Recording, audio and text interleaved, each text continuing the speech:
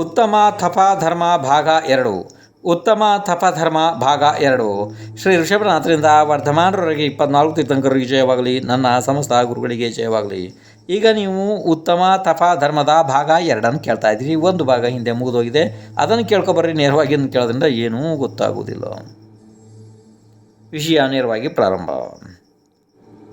ಜನ್ಮ, ಜರ, ಮೃತ್ಯು.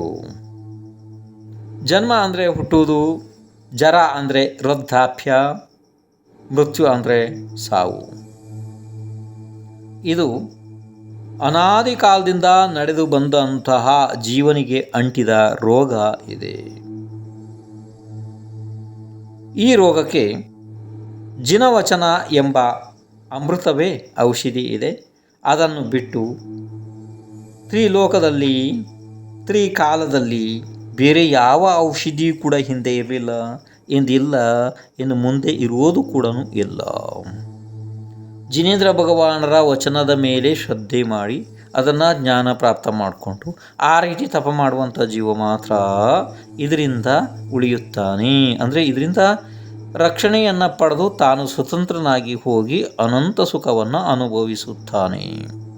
ಬೇರೆ ಯಾವುದೇ ರೀತಿಯ ಪ್ರಕ್ರಿಯೆ ಯಾವತ್ತೂ ಕೂಡ ಇಲ್ಲ. ಈ ಸಂಕಲ್ಪ ವಿಕಲ್ಪಗಳು ಎಲ್ಲ ಇದಾವಲ್ಲ, ಇವೆಲ್ಲವೂ ಕೂಡ ಪುದ್ಗಲ ಕರ್ಮದ ಉದಯದ ಭಾವಗಳು ಅಷ್ಟೇ.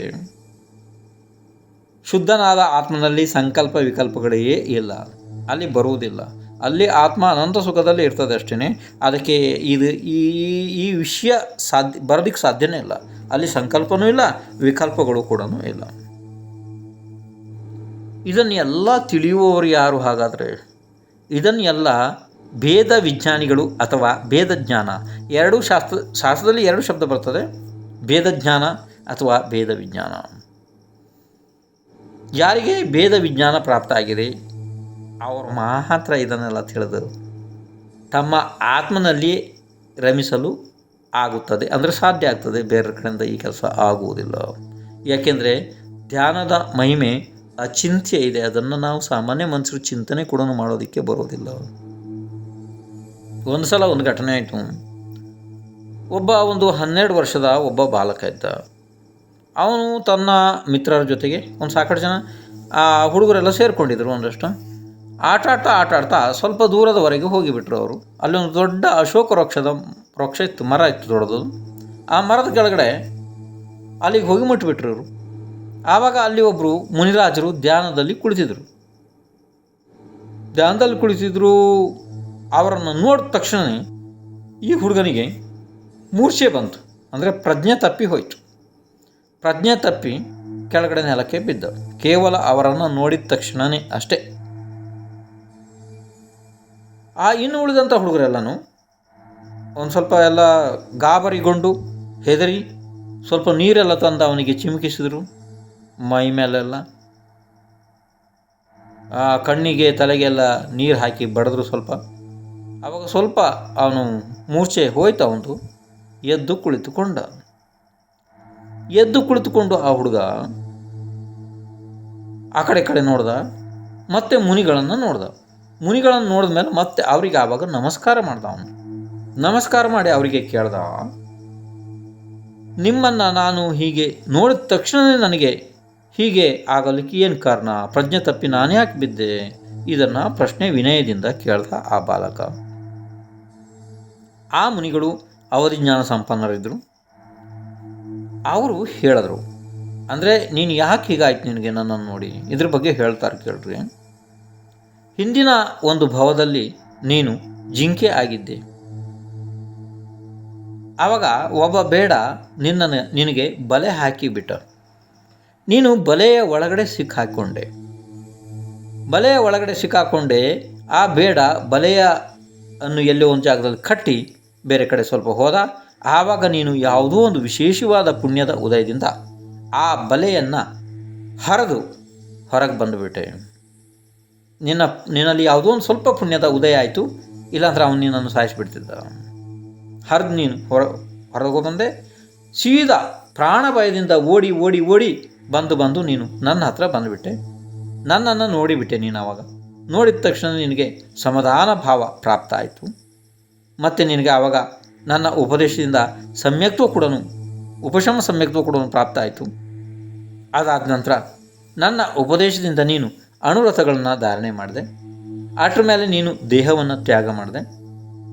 ಈಗ ಆ ಪುಣ್ಯದಿಂದ ಇಲ್ಲಿ ಈಗ ಮನುಷ್ಯ ಆಗಿ ಹುಟ್ಟಿದ್ಯಾ. ನನ್ನ ನೋಡಿದ ತಕ್ಷಣ ನಿನಗೆ ಏನೋ ಒಂದು ಹಿಂದಿನ ಭಾವದಲ್ಲಿ ಏನೋ ನೋಡ್ದಂಗೆ ಆಯಿತು, ಅದಕ್ಕೋಸ್ಕರ ನಿನಗೆ ಪ್ರಜ್ಞೆ ತಪ್ಪಿತು ಅಂಥೇಳಿ ಆ ದಿಗಂಬರ ಮುನಿರಾಜರು ಹೇಳಿದ್ರು. ಆವಾಗ ಆ ಜೀವ ವಿಚಾರ ಮಾಡ್ದ, ಹೌದಲ್ಲ, ನನ್ನನ್ನು ಹಿಂದಿನ ಭಾವದಲ್ಲಿ ನಾನು ಇನ್ನು ದುರ್ಗತಿಯೇ ಅನಂತ ಕಾಲದವರೆಗೆ ನನಗೆ ದುರ್ಗತಿನೇ ಆಗ್ತಾಯಿತ್ತು. ಅದನ್ನು ಇವರು ತಮ್ಮ ಧರ್ಮ ಉಪದೇಶ ಕೊಟ್ಟು ಅನುವ್ರತ ಕೊಟ್ಟು ನನ್ನನ್ನು ಕಾಪಾಡಿದ್ದಾರೆ. ಈಗ ನಾನು ಇನ್ನು ಮನೆಗೆ ಹೋಗಿ ಇನ್ನು ಈ ಮೋಹಜಾಲದಲ್ಲಿ ಬೀಳಬಾರ್ದು ಅಂತ ಹೇಳಿ ಅವನು ಏನು ಮಾಡ್ದ, ಅಲ್ಲೇ ದೀಕ್ಷೆ ಸ್ವೀಕರಿಸಿ ತಪ ಮಾಡೋದಕ್ಕೆ ಪ್ರಾರಂಭ ಮಾಡ್ದ ಆ ಬಾಲಕ. ನೋಡಿ, ಕಾಲಲಬ್ಧಿ ಪ್ರಾಪ್ತ ಆದರೆ ತಿರಿಯಂಚ ಜೀವ ಕೂಡ ತನ್ನ ಕಲ್ಯಾಣವನ್ನು ಪ್ರಾಪ್ತ ಮಾಡ್ಕೊಳ್ತದೆ. ಹೇಗಾದರೂ ಅಂದರೆ ಅದಕ್ಕೆ ಎಷ್ಟು ಸಾಮರ್ಥ್ಯ ಇದೆ, ಅಣುವ್ರತಗಳ ಧಾರಣೆ ಆಗ್ತದೆ ಅಷ್ಟೇ, ಮಹಾವ್ರತಗಳ ಧಾರಣೆ ಅದಕ್ಕೆ ಆಗೋದಿಲ್ಲ ಪಾಪ, ಅಷ್ಟು ಮಾಡ್ಕೊಳ್ತದೆ. ಅಂಥದ್ರಲ್ಲಿ ಮನುಷ್ಯರಾಗಿ ಹುಟ್ಟಿದರೂ ಕೂಡ ಎಷ್ಟೇ ಬೋಧನೆ ಸಿಕ್ಕರೂ ಕೂಡ ಜೀವಗಳು ಒಂದೊಂದು ಸಲ ತಪ ಮಾಡೋದಿಲ್ಲ ಅಲ್ವಾ. ಇದು ಮೋಹನೀಯದ ತೀವ್ರ ಆಟನೇ ಹೇಳಬೇಕಷ್ಟೇ, ಬಿಟ್ಟರೆ ಬೇರೆ ಏನೂ ಇಲ್ಲ. ಕಲ್ಯಾಣ ಮಾಡ್ಕೊಳ್ಳೋದಾದರೆ ತಿರಿಯಂಚಿಗಳು ಕೂಡ ಮಾಡ್ಕೊತವೆ. ಅವರು ಅವಕ್ಕೆ ಜಾಸ್ತಿ ಉಪದೇಶ ಕೂಡ ಹೇಳಲು ಕಾರಣ ಇಲ್ಲ, ಸ್ವಲ್ಪ ಉಪದೇಶದಿಂದನೇ ಅವ್ರು ತಿಳ್ಕೊಂಬಿಡ್ತವೆ. ಆದರೆ ಮನುಷ್ಯರು ದೀರ್ಘ ಉಪದೇಶದಿಂದ ಕೂಡ ತಿಳಿಯೋದು ಭಾಳ ಕಠಿಣ ಆಗಿದೆ. ಹಾಗೆ ಆ ಜೀವ ಏನು ಮಾಡ್ದ, ಈಗ ಮತ್ತಲ್ಲಿ ದೀಕ್ಷೆಯನ್ನು ಧರಿಸಿ ತಪ ಮಾಡೋದಕ್ಕೆ ಪ್ರಾರಂಭ ಮಾಡ್ದ. ಯಾರು? ಆ ಬಾಲಕ. ಯಾಕೆಂದರೆ ನೋಡಿ, ಸಾಕಷ್ಟು ಶಾಸ್ತ್ರಗಳಲ್ಲಿ ನಿಮಗೆ ಬರ್ತದೆ ಬಾಲಕರು ಯಾರು ದೀಕ್ಷೆ ತಗೊಂಡ್ರು ಅಂಥೇಳಿ. ಹಾಗಾದರೆ ನಿಮಗೆ ಜ್ಞಾನ ಇರಬೇಕು, ಬಾಲಕರು ಎಷ್ಟು ವರ್ಷಗಳ ನಂತರ ದಿಗಂಬರ ಮುನಿ ದೀಕ್ಷೆ ಸ್ವೀಕರಿಸಬಹುದು. ನೋಡಿ, ಗರ್ಭಕ್ಕೆ ಬಂದು ಜೀವ 8 ವರ್ಷ ಅಂತರ್ಮುಹೂರ್ತಗಳ ನಂತರ ದಿಗಂಬರ ಮುನಿ ದೀಕ್ಷೆಯನ್ನು ಸ್ವೀಕರಿಸಬಹುದು. ನೆನ್ಪಿಟ್ಕೊಟ್ರಿ ಇದನ್ನ. ಇದಾದ ನಂತರ ನೋಡಿ, ಇನ್ನು ಮುಂದಿನ ವಿಷಯ ಕೇಳ್ರಪ್ಪ. ಈ ಭೇದ ವಿಜ್ಞಾನ ಏನಿದೆ ಇದು ಅಂಧಕಾರಕ್ಕೆ ಸೂರ್ಯನಂತೆ ಇರ್ತದೆ, ಸರ್ಪಕ್ಕೆ ಮಂತ್ರದಂತೆ ಇರ್ತದೆ, ಮನಸ್ಸೆಂಬ ಆನೆಯನ್ನು ವಶಪಡಿಸಿಕೊಳ್ಳಲು ಸಿಂಹದಂತೆ ಇರ್ತದೆ, ವ್ಯಸನ ಎಂಬ ಮೋಡಗಳಿಗೆ ಗಾಳಿಯಂತೆ ಇರ್ತದೆ, ಇಂದ್ರಿಯಗಳಿಗೆ ಬಲೆಯಂತೆ ಇರ್ತದೆ, ಕರ್ಮ ಸುಡಲು ಬೆಂಕಿಯಂತೆ ಇರ್ತದೆ. ಇದು ಭೇದ ವಿಜ್ಞಾನ. ಭೇದ ವಿಜ್ಞಾನದಿಂದ ಜೀವಕ್ಕೆ ಇದೆಲ್ಲ ಹೊಳಪಿಗೆ ಬರ್ತದೆ, ತಿಳುವಳಿಕೆಗೆ ಬರ್ತದೆ, ಮತ್ತು ಜೀವ ಈ ಸಂಸಾರ ದುಃಖಗಳಿಂದ ಉಳಿಯುವಂಥ ಬುದ್ಧಿವಂತಿಕೆಯನ್ನು ಆ ಸಮಯದಲ್ಲಿ ಮಾಡಬಹುದಾಗಿದೆ, ಇಲ್ಲದಿದ್ದರೆ ಇಲ್ಲ. ತಪಸ್ವಿಯು ತನ್ನ ಕಲ್ಯಾಣ ಮಾಡುವುದರ ಜೊತೆಗೆ ಅನೇಕರ ಕಲ್ಯಾಣಕ್ಕೆ ಅವರು ಕಾರಣ ಆಗ್ತಾರೆ. ತಿರ್ಯಂಚ, ಮನುಷ್ಯ, ದೇವ, ಈ 3 ಗತಿಯ ಜೀವಗಳು ಇವರಿಂದ ಅತಿ ದೊಡ್ಡ ಲಾಭಗಳನ್ನು ಪಡಿತಾರೆ. ಅಂದರೆ ಸಾಮಾನ್ಯವಾಗಿ ನೋಡಿ, ನಮ್ಮ ಶಿಕ್ಷಣ ಗುರುಗಳಿಂದ ಭಾಳ ಹೇಳ್ತಾಯಿದ್ರು. ಏನು ಅಂತಂದರೆ, ಒಬ್ಬ ದಿಗಂಬರ ಮುನಿ ಅಕಸ್ಮಾತ್ ಅವರು ಮೌನ ಇದ್ದಾರೆ, ಉಪದೇಶ ಕೊಡ್ತಾ ಇಲ್ಲ, ಆದರೂ ಕೂಡ ಅವರಿಂದ ಸಾಕಷ್ಟು ಉಪದೇಶ ಪ್ರಪಂಚಕ್ಕೆ ಪ್ರಾಪ್ತ ಆಗ್ತದೆ. ನಿಮಗೇನರ್ಥ ಆಯಿತು ನೋಡಿ. ಒಬ್ಬರು ನಿಜವಾದ ಸಮ್ಯಕ್ ತಪ ಮಾಡುವಂಥ ಒಬ್ಬರು ದಿಗಂಬರ ಮುನಿ, ಅವರು ಮನುಷ್ಯರಿಗೆ ಯಾವ ಉಪದೇಶವನ್ನು ಕೊಡುವುದಿಲ್ಲ, ಅಂದರೆ ಮೌನವಾಗಿ ಇದ್ದಾರೆ, ಕೇವಲ ತಪ ಮಾಡ್ತಾರೆ. ಎಲ್ಲಾರು ಆಹಾರಕ್ಕೆ ಬರ್ತಾರೆ, ನಿರ್ದೋಷವಾದ ಆಹಾರವನ್ನು ಸ್ವೀಕಾರ ಮಾಡಿ ಮೌನಪೂರ್ವಕವಾಗಿ ಹೋಗ್ತಾರೆ. ಈಗ ನೀವು ಕೇಳ್ಬೋದು, ಅವರಿಂದ ಏನು ಉಪಯೋಗ ಆಯಿತು ಅಂತ. ಹಾಗಲ್ಲ, ಆರಿಕಿಲ್ಲ ನೋಡಿ. ಅವರ ಆಚರಣೆಯೇ ನಿಮಗೆ ಒಂದು ಪಾಠ. ಅವರು ಬಾಯಿ ಬಿಟ್ಟು ಮಾತಿನಲ್ಲಿ ಹೇಳುವ ಅವಶ್ಯಕತೆ ಇಲ್ಲ. ನಿಮಗೆ ಏನಾಗ್ತದೆ ಅಂತಂದರೆ, ಅಂಥ ಮಹಾ ತಪಸ್ವಿಗಳನ್ನು ನೋಡಿ ಅವರ ದರ್ಶನವನ್ನು ಮಾಡಿ ನೀವು ಪುಣ್ಯ ಪಡಿತೀರಿ, ಮತ್ತು ಮನಸ್ಸಿನಲ್ಲಿ ಆಹ್ಲಾದಕರ ಅನುಭವ ಆಗ್ತದೆ. ಒಂದೊಂದು ಸಲ ಅಂಥ ಮುನಿಗಳನ್ನು ನೋಡಿ ಜೀವಕ್ಕೆ ಸಮ್ಯಕ್ತ್ವ ಆಗ್ತದೆ. ಇನ್ನು ಏನಾಗ್ತದೆ, ನೀವು ಅವರಿಗೆ ಆಹಾರದ ದಾನವನ್ನು ಕೊಟ್ಟು ಹೇರಳವಾದ ಅಚಿಂತ್ಯ ಅದ್ಭುತ ಪುಣ್ಯವನ್ನು ಸಂಪಾದನೆ ಮಾಡ್ಕೊತೀರಿ ನೀವು. ಆಯಿತು. ಇನ್ನು ಅದಾದ ನಂತರ ಅವರ ಆಚರಣೆ ಏನಿದೆ ನೋಡಿ, ಅದೇ ಮನುಷ್ಯರಿಗೆ ಒಂದು ರೀತಿ ದೊಡ್ಡ ಒಂದು ರೀತಿ ಒಬ್ಬೊಬ್ಬರಿಗೆ ವೈರಾಗ್ಯದ ಕಾರಣ ಆಗ್ತದೆ, ಒಬ್ಬೊಬ್ಬರಿಗೆ ಅತಿಶಯ ಪುಣ್ಯದ ಕಾರಣ ಆಗ್ತದೆ, ಒಬ್ಬೊಬ್ಬರಿಗೆ ಸೇವಾ ಭಾವನೆ ಆಗ್ತದೆ, ಒಬ್ಬೊಬ್ಬರಿಗೆ ನಾನು ಈ ರೀತಿ ತಪಸ್ವಿ ಆಗಬೇಕು ಎನ್ನುವಂಥ ಭಾವನೆ ಆಗ್ತದೆ. ಒಬ್ಬೊಬ್ಬರಿಗೆ ಒಂದೊಂದು ಒಂದು ರೀತಿ ಪ್ರಕಾರದಿಂದ ಅವರಿಂದ ಲಾಭ ಇದೆ, ಆ ರೀತಿ ಅಲ್ಲ. ಅನೇಕ ಪ್ರಕಾರದಿಂದ ಅವರಿಂದ ಪ್ರಪಂಚಕ್ಕೆ ಲಾಭ ಇದೆ. ಅದಕ್ಕೋಸ್ಕರ ತಪಸ್ವಿಗಳನ್ನು ಪೂಜ್ಯ ಎಂದು ಎಲ್ಲರೂ ಪೂಜಿಸ್ತಾರೆ. ತಪದ ಬಲ ಬಹಳ ದೊಡ್ಡದಿದೆ ನೋಡಿ. ಮಂಗತ್ರಾಯ್, ಬುಧರ್ದಾಸ್ ಇವರೆಲ್ಲ ಹಿಂದಿಯ ಮಹಾ ಕವಿಗಳು. ಇವರೆಲ್ಲ ಬಹಳ ಅತಿಶ್ರೇಷ್ಠ ದರ್ಜೆಯ ಕವಿಗಳು ಇವರೆಲ್ಲ. ಅದರಲ್ಲಿ ಥೇಗುರು ಮೇರೆ ಉರ್ಬಸು ಬುಧರ್ದಾಸದ್ದು ಒಂದು ಲೈನ್ ಇಷ್ಟು ಸುಂದರವಾದ ಒಂದು ಬಿಂದು ಇದೆ. ಏನು ಅಂತಂದರೆ ಆ ಭಜನೆ ಒಳಗಡೆ ಆ ಗುರುಗಳು ಎಲ್ಲಿ ತಮ್ಮ ಚರಣವನ್ನು ಇಡ್ತಾರೆ ಆ ಸ್ಥಳ ತೀರ್ಥ ಅಂತ ಹೇಳಿ ನಾನು ತಿಳಿತೀನಿ. ಆ ತೀರ್ಥ ಸ್ಥಳದ ಮಣ್ಣಿನ ರಜಕಣಗಳು ನನ್ನ ತಲೆ ಮೇಲೆ ಹತ್ತಲಿ, ಆಶೀರ್ವಾದವಾಗಿ ನನ್ನ ತಲೆ ಮೇಲೆ ಹತ್ತಲಿ, ಅದನ್ನು ನಾನು ಆವಾಗ ಧನ್ಯ ಅಂತ ಹೇಳಿ ತಿಳಿತೀನಿ. ಜೇ ಗುರು ಚರಣ ಜಹಾದರೆ ಜಗಮೇ ತೀರ್ಥ ಜೇ. ಅಲ್ಲಿಯ ಚರಣರಜ ನನ್ನ ತಲೆ ಮೇಲೆ ಇರಲಿ ಅಂತ ಹೇಳ್ತಾರೆ. ಅಂದರೆ ತಪದ ಮಹಿಮೆಯನ್ನು ಆ ದರ್ಜೆಯಲ್ಲಿ ಅವರು ವರ್ಣನೆ ಮಾಡಿದ್ದಾರೆ. ಏಕೆಂದರೆ ಏನು ತಪದ ವಿಷಯ ಸಾಮಾನ್ಯ ಇದೆಯಾ? ತಪದಿಂದ ಯಾವ ಕಾರ್ಯ ಸಿದ್ಧಿ ಆಗೋದಿಲ್ಲ ಹೇಳ್ರಿ. ಪ್ರತಿಯೊಂದು ಕಾರ್ಯ, ಬೇಕಾದ ಕಾರ್ಯ ತಪದಿಂದ ಸಿದ್ಧ ಆಗ್ತದೆ. ಇನ್ನು ನೋಡಿ, ಒಂದು ಸಲ ಏನಾಯಿತು ಅಂದರೆ, ಒಂದು ದೊಡ್ಡ ಕಾಡಿನೊಳಗಡೆ ಒಂದು ಬಲಶಾಲಿ ಜೀವ, ಇನ್ನೊಂದು ನಿರ್ಬಲ ಜೀವ, ಇವು ಎರಡೂ ಪ್ರಾಣಿಗಳು ಜಗಳ ಆಡ್ತಾ ಓಡಿ ಬಂತು. ಅಲ್ಲಿ ಒಬ್ಬರು ಮುನಿಗಳ ಸಮೀಪಕ್ಕೆ ಬಂದು ಅವರನ್ನು ನೋಡಿದ ತಕ್ಷಣವೇ ಅವು ಎರಡೂ ಕೂಡ ವೈರ ಭಾವವನ್ನು ಬಿಟ್ಟು ಶಾಂತ ಭಾವನೆಯನ್ನು ಹೊಂದಿಬಿಟ್ಟು. ಏಕೆಂದರೆ ಕೆಲವೊಂದು ರುದಿದಾರಿ ಮುನಿಗಳು ಹೀಗಿರ್ತಾರೆ, ಅವರ ಸಮೀಪಕ್ಕೆ ಪ್ರಾಪ್ತವಾದ ಯಾವುದೇ ಜೀವ ವೈರ ಮಾಡುವುದಿಲ್ಲ.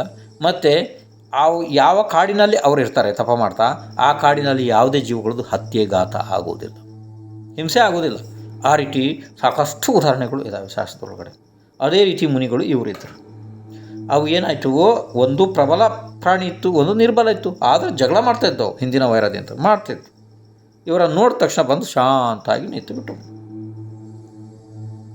ಆವಾಗ ಆ ದಿಗಂಬರ ಮುನಿಗಳನ್ನು ದರ್ಶನ ಮಾಡೋದಕ್ಕೆ ವಿಮಾನ ತಗೊಂಡು ಒಬ್ಬ ವಿದ್ಯಾಧರ ಮನುಷ್ಯ ಅಲ್ಲಿಗೆ ಬಂದಿದ್ದ. ಅವನು ಮುನಿಗಳಿಗೆ ನಮಸ್ಕಾರ ಮಾಡಿ ಇದಕ್ಕೆ ಕಾರಣ ಏನು ಅಂತ ಕೇಳ್ದ. ಆವಾಗ ಮುನಿಗಳಂದರು, ಈ ಜೀವಗಳ ಹಿಂದಿನ ಭಾವದ ಘಟನೆಯನ್ನು ಹೇಳ್ತೀನಿ ಕೇಳು ಅಂತಂದರು. ಒಂದು ಸ್ಥಳದಲ್ಲಿ ಇಬ್ಬರು ಮಿತ್ರರು ಇದ್ದರು. ಅವರು ಒಂದು ಸಲ ನಾವು ತೀರ್ಥಯಾತ್ರೆಗೆ ಹೋಗಬೇಕು ಅಂತ ವಿಚಾರ ಮಾಡಿದರು, ಹೊರಟರು ತೀರ್ಥಯಾತ್ರೆಗೆ. ಅದರಲ್ಲಿ ಒಬ್ಬನ ಹೆಂಡತಿ ಅತೀ ರೂಪವತಿ ಅಂದರೆ ಸುಂದರಿ ಇದ್ಲು. ಇದನ್ನು ನೋಡಿ ಇನ್ನೊಬ್ಬನಿಗೆ ಅವಳ ಮೇಲೆ ಆಸಕ್ತಿ ಹುಟ್ಟಿತು. ಆವಾಗ ಆಸಕ್ತಿ ಹುಟ್ಟಿದ ನಂತರ ಅವನ ಮನಸ್ಸಿನಲ್ಲಿ ಕಪಟ ಬಂತು, ಮೋಸ ಮಾಡಬೇಕು ಅನ್ನೋ ಭಾವನೆ ಬಂತು. ಯಾಕೆಂದರೆ ಜೀವಕ್ಕೆ ಕರ್ಮದ ಉದಯದಿಂದ ಯಾವಾಗ ಯಾವ ಭಾವನೆ ಆಗ್ತದೆ ಅಂತ ಹೇಳೋಕ್ಕಾಗಲ್ಲಲ್ವ. ಕಪಟದಿಂದ ಅವಳ ಗಂಡನನ್ನು ಕೊಲ್ಲಬೇಕು ಅಂಥೇಳಿ ವಿಚಾರ ಮಾಡ್ದ ಅವನು. ಆವಾಗ ಒಂದು ಸಲ ಸಂಜೆಯ ಸಮಯದಲ್ಲಿ ಅವರು ಊಟ ಕೂತಾಗ ಆ ಊಟದಲ್ಲಿ ವಿಷ ಬೆರೆಸಿಬಿಟ್ಟ. ಆ ದಂಪತಿಗಳು ಇಬ್ಬರು ಸಮ್ಯಕ್ ದೃಷ್ಟಿ ಜೀವಿಗಳಿದ್ರು. ಅವರು ಜನಧರ್ಮ ಮನ್ನಿಸ್ತಿದ್ರು, ಆ ರೀತಿ ನಡ್ಕೊತಾ ಇದ್ರು. ಪಕ್ಕ ಅಂದರೆ ಸರಿಯಾದ ನಿಜವಾದ ಸಮ್ಯಕ್ ದೃಷ್ಟಿ ಇದ್ರು ಅವರಿಬ್ಬರು. ಅವರು ನಮೋಕಾರ ಮಂತ್ರವನ್ನು ಜಪ ಮಾಡಿ ಉಚ್ಚ ಸ್ವರದಲ್ಲಿ ಮತ್ತೆ ಮೌನ ತಗೊಂಡು ಮನಸ್ಸಿನಲ್ಲೇ ನಮೋಕಾರ ಜಪ ಮಾಡ್ತಾ ಆಹಾರವನ್ನು ಸ್ವೀಕಾರ ಮಾಡೋದಕ್ಕೆ ಪ್ರಾರಂಭ ಮಾಡಿದ್ರು. ಆವಾಗ ಅದರ ಮಹಾಮಹಿಮೆಯಿಂದಾಗಿ ಅವರಿಗೆ ವಿಷ ಕೆಲಸ ಮಾಡಿಲ್ಲ. ಯಾಕೆ? ನಮೋಕಾರ ಮಂತ್ರದ ಪ್ರಭಾವದಿಂದ ಅದು ಕೆಲಸ ಮಾಡಿಲ್ಲ. ಆವಾಗ ಇವನು ಇದರಲ್ಲಿ ವಿಷ ಬೆರೆಸಿದ್ನಲ್ಲ, ಇವನು ಸಾಯ್ಬೇಕಾಗಿತ್ತಲ್ಲ ಅಂಥೇಳಿ ಅದನ್ನು ಮೂಸಿ ನೋಡ್ದ, ಇದರಲ್ಲಿ ವಿಷ ಬೆರೆತಿದೆಯೋ ಇಲ್ವೋ ಅಂಥೇಳಿ. ಕೇವಲ ಮೂಸಿದ ಕಾರಣದಿಂದನೇ ಅವನು ಸತ್ತೋದ. ಯಾರು? ವಿಷ ಬೆರೆಸಿದವನು ಸತ್ತೋದವನು. ಹಾಗಾಯಿತು. ಸತ್ತು ಹೋಗಿ ಏನಾಯಿತು, ಅವನು ಸಿಂಹ ಆಗಿ ಹುಟ್ಟಿದ. ಆ ಪಾಪದ ಉದಯದಿಂದ ಹೋಗಿ ಅದೇ ಕೋನ್ ಕಾಡಿನಲ್ಲಿ ಸಿಂಹ ಆಗಿ ಹುಟ್ಟಿದ ಅವನು. ಇದೆಲ್ಲ ನೋಡಿ ಏನಾಯಿತು, ಈ ಮನುಷ್ಯನಿಗೆ ಅಂದರೆ ಇವನು ಸತ್ತೋದ್ನಲ್ಲ, ತನ್ನ ಸ್ನೇಹಿತ ಸತ್ತೋದ್ನಲ್ಲ ಇಂಥದ್ದೆಲ್ಲ ಹೀಗೆಲ್ಲ ಮಾಡಿ, ಇದೆಲ್ಲ ನೋಡಿ ಈ ದೃಷ್ಟಿ ಮನುಷ್ಯ ಏನಿದ್ದ ನೋಡು ಇವನಿಗೆ ವೈರಾಗ್ಯ ಆಗಿ ಹೋಯಿತು. ವೈರಾಗ್ಯ ಆಗಿ ಹೋಯಿತು. ತಪ ಮಾಡೋದಕ್ಕೆ ಪ್ರಾರಂಭ ಮಾಡ್ದ ದಿಗಂಬರ ಮುನಿಯಾಗಿ. ಆವಾಗ ಈ ಸಿಂಹ ಇದೆಯಲ್ಲ, ಇನ್ನೊಂದು ಸಿಂಹ ಆಗಿಬಿಟ್ಟಿದ್ನಲ್ಲ ಇವನು. ಈ ಸಿಂಹ ಈ ತಪಸ್ವಿಯನ್ನು ಸಾಯಿಸೋದಕ್ಕೆ ಬಂದ್ಬಿಡ್ತು. ಮುಂದೆ ಬಂತು. ಆ ಸಮಯದಲ್ಲಿ ಸಮಾಧಾನ ಇದ್ದಂತಹ ಮುನಿಗೆ ಕೂಡ ಅತ್ಯಂತ ಕ್ರೋಧ ಉತ್ಪತ್ತಿ ಆಯಿತು. ಭಾರಿ ದೊಡ್ಡ ಕ್ರೋಧ ಉತ್ಪತ್ತಿ ಆಯಿತು. ಅವರು ಮುನಿ ಧರ್ಮದ ಎಲ್ಲ ತತ್ವಗಳ ಇದಂತ ಸಮಾಧಾನವನ್ನು ತ್ಯಾಗನೇ ಮಾಡಿಬಿಟ್ರು. ತ್ಯಾಗ ಮಾಡಿ ಇಬ್ಬರಿಗೆ ಅಲ್ಲಿ ಹೊಡೆದಾಟ ಆಯಿತು. ಆರ್ತರ ಧ್ಯಾನದಿಂದ ಪ್ರಾಣ ಹೋಯಿತು. ಸಮ್ಯಕ್ತನೂ ಹೋಯಿತು, ತಪನೂ ಹೋಯಿತು, ಪ್ರಾಣನೂ ಹೋಯಿತು. ಹೋಗಿ ಆ ಜೀವ ಹಂದಿಯಾಗಿ ಹುಟ್ಟಿಬಿಡ್ತು. ಯಾಕೆಂದರೆ ಆರ್ತರ ಧ್ಯಾನದ ಪ್ರಭಾವಗಳು ಇವೆಲ್ಲ. ಈಗ ಈ ಎರಡು ಅಂದರೆ ಈಗ ಹಂದಿ ಮತ್ತು ಆ ಸಿಂಹ ಹೊಡೆದಾಡ್ಕೊಂಡು ಬರ್ತಾಯಿದ್ದು, ಜಗಳ ಮಾಡ್ಕೊಂಡು ಓಡಿ ಬರ್ತಿದ್ದು ಈ ಕಡೆ. ಅವೆರಡಕ್ಕೂ ಈಗ ನನ್ನನ್ನು ನೋಡಿ ಜಾತಿ ಸ್ಮರಣೆ ಆಗಿದೆ ಅಂತ ಹೇಳಿದ್ರು. ಅವಕ್ಕೆ ಜಾತಿ ಸ್ಮರಣೆ ಆಗಿದೆ, ಹಿಂದಿನ ಬೌದ್ಧ ನೆನಪಾಗಿದೆ, ಮತ್ತು ಅತಿಯಾದ ಪಶ್ಚಾತ್ತಾಪ ಆಗ್ತಾಯಿದೆ ಆ ಎರಡು ಜೀವಗಳಿಗೆ ಕೂಡ, ಭಯಂಕರ ಆಗ್ತಾಯಿದೆ ಅಂತ ಹೇಳಿ, ಇದೇ ಸರಿಯಾದ ಸಮಯ ಅಂತ ಹೇಳಿ ಅವುಗಳಿಗೆ ಉಪದೇಶ ಕೊಟ್ಟು ಅವರು ಅಣುರಥಗಳನ್ನು ಕೊಟ್ಟರು. ಈಗ ಅಣುರಥಗಳನ್ನು ಸ್ವೀಕರಿಸಿದವು ಆ ಎರಡು ತಿರ್ಜಿಂಚಿಗಳು. ವೈರ ಅಂತ ಹೋಯ್ತು, ವೈರ ಮರ್ತು ಹೋಯ್ತು, ಎಲ್ಲ ಹೋಯ್ತು. ಅದು ಹೋಯ್ತು ಇನ್ನು ಮುಂದೆ ಇಲ್ಲ ಹೋಯ್ತು. ಅನಂತಾನು ಬಂದು ಹೋಯ್ತು ಅಂದ್ಕೂಡ ಎಲ್ಲನೂ ಹೋದಂಗೆನೆ ಹಿಂದೆ ಎಲ್ಲ ಹೋಯ್ತು ಹೊರದು. ಇದಾದಮೇಲೆ ಈಗ ಎರಡು ತಪಧಾರಣೆ ಮಾಡಿದವು. ಯಾವುದು ಅಣುರಥಗಳನ್ನ ಧಾರಣೆ ಮಾಡಿದವು, ಅದನ್ನು ಪಾಲನೆ ಮಾಡೋದಕ್ಕೆ ಶುರು ಮಾಡಿದವು. ವ್ರತ ಧರಿಸಿ ಆ ಎರಡೂ ತಿರಿಯಂಚಿಗಳಿಗೆ ಅಗಾಧ ಸಂತೋಷ ಆಯಿತು. ಯಾಕೆಂದರೆ ಯಾರು ನಿಕಟ ಬಯೋಜೀವಿಗಳಿರ್ತಾರೆ ಅಥವಾ ಸಮ್ಯಕ್ ದರ್ಶನ ಸಹಿತ ವ್ರತ ಪಾಲನೆ ಮಾಡೋರಿರ್ತಾರೆ, ಅವರಿಗೆ ತಪ್ಪ ಧರಿಸಿ ಕಷ್ಟ ಅನಿಸೋದಿಲ್ಲ. ಅದರಿಂದ ಅಗಾಧವಾದ ಸಂತೋಷ ಅನಿಸ್ತದೆ ಅವರಿಗೆ. ಆ ಸಂತೋಷವನ್ನು ಅವರು ಹೊರಗಡೆ ಹೇಳೋಕ್ಕಾಗಲ್ಲ. ಆದರೆ ಅವರಿಗೆ ಅಂತರಂಗದಲ್ಲಿ ಅವ್ರಿಗೆ ಗೊತ್ತಾಗ್ತದೆ, ಹೌದು ತಪ ಧರಿಸಿದ ನಂತರ ನನಗೆ ನನ್ನ ಆತ್ಮನಲ್ಲಿ ಅತೀ ಸಂತೋಷ ಉತ್ಪತ್ತಿಯಾಗಿದೆ. ಎಷ್ಟೋ ಜನ ಬಂದು ಹೇಳ್ತಾರೆ, ಸಣ್ಣ ತಪಗಳನ್ನು ಧರಿಸಿದರು ಕೂಡ ಹೇಳ್ತಾರೆ. ಯಾರು ರಾತ್ರಿ ಭೋಜನ ತ್ಯಾಗ ಮಾಡಿರ್ತಾರೆ, ಯಾರು ಕಂದಮೂಲ ತ್ಯಾಗ ಮಾಡಿರ್ತಾರೆ, ಯಾರು ಮಿಥ್ಯಾತ್ವ ತ್ಯಾಗ ಮಾಡಿರ್ತಾರೆ. ಅವ್ರು ಎಷ್ಟೋ ಜನ ಬಂದು ನನಗೆ ಸ್ವಂತ ಅವರ ಅನುಭವಗಳನ್ನು ಹೇಳಿದ್ದಾರೆ. ಅಲ್ಲ ಮಹಾರಾಜ್ರಿ, ಈಗ ನಮಗೆ ಹಿಂದಿಂದ ಯಾವ ಕಷ್ಟನೂ ಅನ್ನಿಸ್ತಾ ಇಲ್ಲ, ಈಗ ನಾವು ಭಾಳ ಸಂತೋಷವಾಗಿದ್ದೀವಿ, ಸ್ವರ್ಗದಲ್ಲಿದ್ದೇವೆ ಏನೋ ಹೀಗೆ ಅನಿಸ್ತಾ ಇದೆ. ಎಷ್ಟೋ ಜನ, ಒಬ್ಬರಲ್ಲ ಇಬ್ಬರಲ್ಲ, ನನ್ನ ಇಷ್ಟು ಜೀವನದಲ್ಲಿ ಇಷ್ಟೊತ್ತಿಗೊಂದು 500ರಿಂದ 600 ಜನ ನನಗೆ ಈ ಮಾತನ್ನು ಹೇಳಿದ್ದಾರೆ ಈವರೆಗೆ. ಅಂದರೆ ನೋಡಿ, ಇದು ಏನು ಹೇಳ್ತದೆ ಅಂತಂದರೆ, ಈ ತಪದಲ್ಲಿ ಮತ್ತು ಸಂಯತದಲ್ಲಿ ಒಂದು ಅಗಾಧವಾದ ಸಂತೋಷ ಇದೆ. ಅದು ಯಾವ ರೀತಿ ಹೇಗೆ ಅಂಥೇಳಿ ಬೇರೆ ಹೇಳಕ್ಕೆ ಬರಲ್ಲ. ಅದು ಅರ್ಥ ಆಗ್ತಿಲ್ಲ. ನೋಡಿ, ಈಗ ಅವು ಎರಡು ತಿರಿಯಂಚುಗಳು ಅತೀ ಸಂತೋಷದಿಂದ ಜೀವನ ಮಾಡೋದಕ್ಕೆ ಪ್ರಾರಂಭ ಮಾಡಿದ್ರು. ಇನ್ನು ಮುಂದೆ ನೋಡಿ, ಧರ್ಮಾತ್ಮರ ಸಂಗತಿಯಿಂದ ಯಾವ ಲಾಭ ಆಗೋದಿಲ್ಲ ಹೇಳಿ, ಏನು ಬೇಕಾದ್ರೂ ಆಗ್ತದೆ. ಧರ್ಮವು ಜೀವನಿಗೆ ಉತ್ತಮ ಕುಲ, ಪುರುಷ ಪರ್ಯಾಯ, ನಿರ್ಭೋಗ ಶರೀರ, ದೀರ್ಘಾಯು, ರಾಜ್ಯ ಪದವಿ, ಇಂದ್ರ ಪದವಿ, ಚಕ್ರವರ್ತಿ ಪದವಿ, ತೀರ್ಥಂಕರ ಪದವಿ ಇದೆಲ್ಲ ಕೊಡುವಂಥದ್ದಿದೆ. ಪುಣ್ಯವಂತನಿಗೆ ಅಸಾಧ್ಯ ಕೆಲಸ ಇಲ್ಲಿ ಯಾವುದೂ ಇಲ್ಲ. ಎಲ್ಲ ಕೆಲಸ ಲೀಲಾಜಾಲವಾಗಿ ನಡೀತದೆ. ಉತ್ಸಾಹಿ, ಶೀಘ್ರ ಕಾರ್ಯ ಮಾಡುವವನು, ಕಾರ್ಯ ಪದ್ಧತಿಯನ್ನು ತಿಳಿದವನು, ಕೃತಜ್ಞನಾಗಿರುವವನು ಯಾರು ಇರುವರೋ ಅವರೇ, ಅಂದರೆ ಅವರ ಸಮೀಪದಲ್ಲಿಯೇ ಲಕ್ಷ್ಮಿ ತನ್ನಷ್ಟು ತಾನೇ ಹೋಗ್ತಾಳೆ. ಅದಲ್ಲ, ಅವನು ದುಡಿಯೋದು ಬೇಡ, ಕಷ್ಟಪಡುವುದು ಬೇಡ. ಅದು ವಿಧಿಯಿಂದ ಅವನಿಗೆ ಪ್ರಾಪ್ತ ಆಗ್ತದೆ.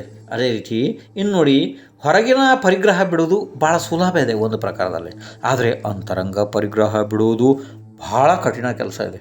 ಹೇಗೆ ಅಂತಂದರೆ, ಈ ಸರ್ಪ ಹಾವುಗಳೆಲ್ಲ ಇದಾವಲ್ಲ, ಇವು ಹೊರಗಡೆಯ ಪೊರೆಯನ್ನು ಸುಲಭವಾಗಿ ಬಿಟ್ಟುಬಿಡ್ತವೆ, ಆದರೆ ಒಳಗಡೆ ಇರುವಂಥ ವಿಷ ಬಿಡ್ತವೆ ಇಲ್ಲಲ್ಲ, ಬಿಡಲ್ಲ.